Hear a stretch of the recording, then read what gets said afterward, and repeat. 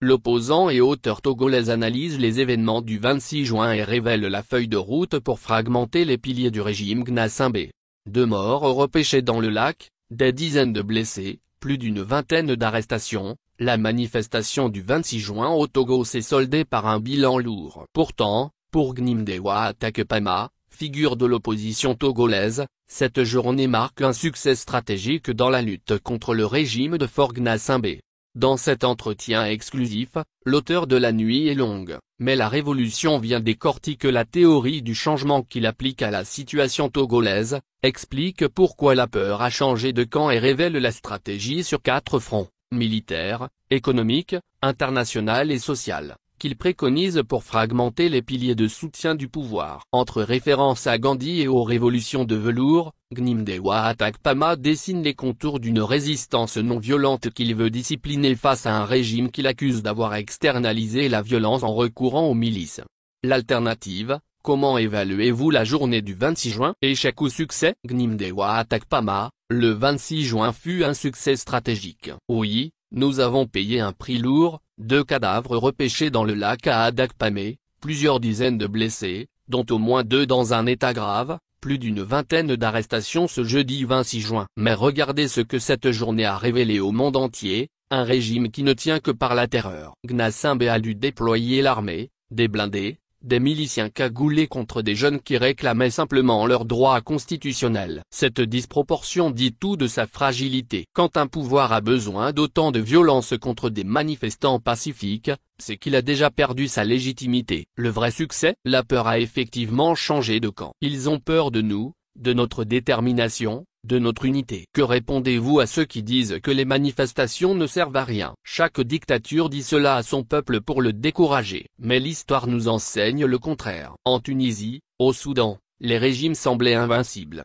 Jusqu'au jour où ils ne l'étaient plus. Le 26 juin a prouvé 3 choses cruciales. Les Togolais sont capables de se mobiliser massivement malgré la répression. Le régime n'a plus d'autre réponse que la violence brute. La communauté internationale commence à voir le vrai visage de Faure Gnassingbé. Chaque manifestation érode un peu plus ses piliers de soutien. Les militaires voient qu'ils tirent sur leurs propres frères et sœurs. Les partenaires internationaux découvrent qu'ils soutiennent un tortionnaire. Chaque jour qui passe, nous gagnons en légitimité, lui en perd. L'usage de miliciens aux côtés des forces régulières vous surprend-il? Pas du tout. C'est même un signe de faiblesse extrême. Quand un régime doit faire appel à des milices, c'est qu'il ne peut plus compter entièrement sur ses forces régulières. Faure Gnassingbé externalise la violence la plus sale pour préserver l'image de son armée. Mais cette stratégie se retourne contre lui. Ses miliciens à visage découvert à Adakpamé, ses corps retrouvés dans le 4e lac.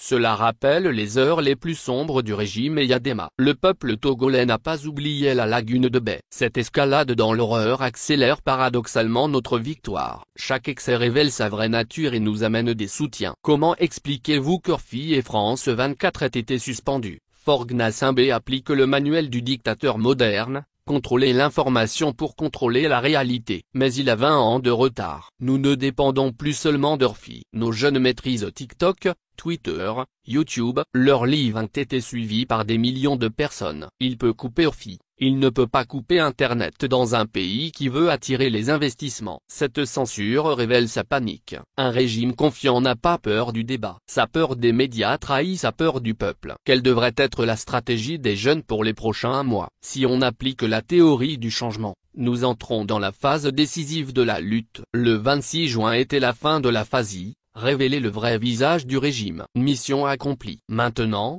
phase I, fragmenter ses piliers de soutien. Ils doivent travailler sur 4 fronts. 2 points.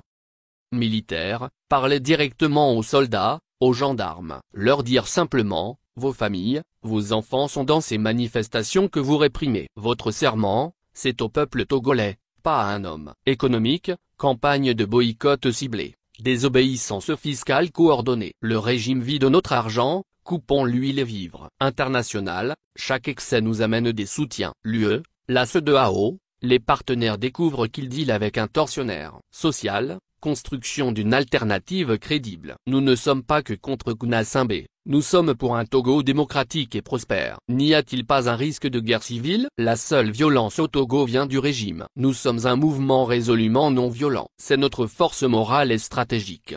Faure Gnassingbé essaie de nous pousser à la violence pour justifier encore plus de répression. Nous ne tomberons pas dans ce piège. Notre discipline non violente nous donne la légitimité morale et isole moralement le régime. Gandhi, Mandela, les révolutions de velours. L'histoire montre que la non-violence disciplinée vient à bout des pires dictatures. Notre arme, c'est notre nombre, notre détermination, notre unité. Que dites-vous aux Togolais découragés ou qui ont peur? Je comprends la peur. Moi aussi j'ai peur parfois. Mais j'ai plus peur encore de léguer ce Togo-là à nos enfants. Regardez ce qui s'est passé le 26 juin. Des milliers de Togolais ont bravé la peur pour descendre dans la rue. Des commerçants ont fermé leurs boutiques. Des jeunes ont affronté les blindés. Ce courage collectif est contagieux. Chaque petit acte de résistance compte. Refuser de célébrer les fêtes du régime, partager une information, dire non à la corruption quotidienne. Tout cela érode le système. Le changement ne viendra pas d'un homme providentiel, il viendra de nous tous. Et il vient. Les signes sont là, ses piliers vacillent,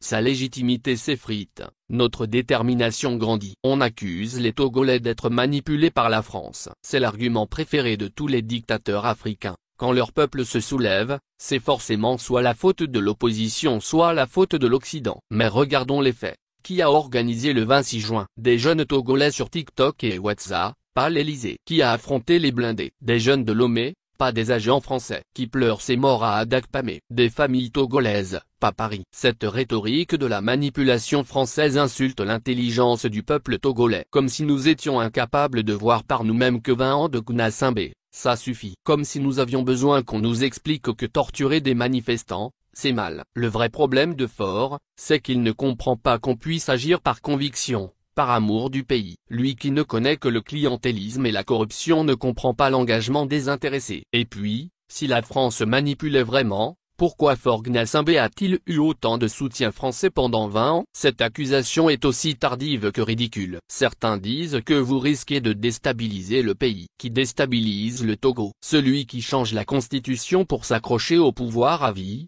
ou ceux qui demandent le respect de la démocratie? Celui qui torture ses citoyens, ou ceux qui manifestent pacifiquement? Celui qui censure les médias, ou ceux qui veulent la liberté d'expression? La vraie déstabilisation, c'est 20 ans de malgouvernance, de corruption, de répression. Nous voulons stabiliser le Togo sur de vraies bases démocratiques. Comment voyez-vous une sortie de crise? Faure Gnassingbé va-t-il négocier? L'histoire nous enseigne qu'il y a généralement 3 scénarios pour les dictateurs acculés. La négociation reste possible si Faure Gnassingbé comprend que son temps est fini. Cela supposerait des garanties sécuritaires, peut-être un exil négocié. Mais pour l'instant, il semble encore croire qu'il peut nous écraser. La fuite est le scénario Ben Ali en Tunisie. Si ces piliers s'effondrent rapidement, surtout l'armée, il pourrait partir du jour au lendemain vers un pays ami. Mais Faure se croit plus fort que Ben Ali. La résistance finale est malheureusement le plus probable à court terme. Il va probablement intensifier la répression avec ses milices loyalistes,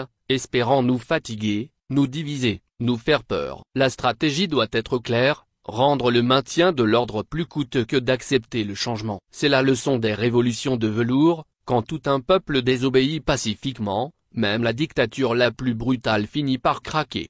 N'y a-t-il pas un risque de chaos après la chute du régime? C'est une préoccupation légitime qu'il faut prendre très au sérieux. L'histoire montre que les transitions mal préparées peuvent déboucher sur l'instabilité. C'est pourquoi il faut continuer par travailler sur l'après. Je salue l'ouverture d'esprit de ces jeunes qui dialoguent d'ores et déjà avec toutes les forces démocratiques, opposition traditionnelle, société civile, leaders religieux, intellectuels, pour éviter la fragmentation. Nous ne sommes pas que contre Gnassingbé, nous sommes pour une alternative crédible et unie. Le pire scénario serait que la chute de Gnassingbé débouche sur des conflits internes ou un vacuum institutionnel. La discipline dans la lutte d'aujourd'hui prépare la capacité des Togolais à gérer la transition de demain. L'exemple des révolutions de velours doit nous inspirer, mobilisation massive mais disciplinée, leadership moral partagé, transition négociée avec garantie mutuelle. Nous voulons renverser une dictature, pas plonger le pays dans le chaos. À tous les Togolais qui nous écoutent, l'histoire nous regarde. Nos enfants nous jugeront. Serons-nous la génération qui aura eu peur, ou celle qui aura libéré le Togo? Le choix est clair. Le moment est venu. Le peuple vaincra.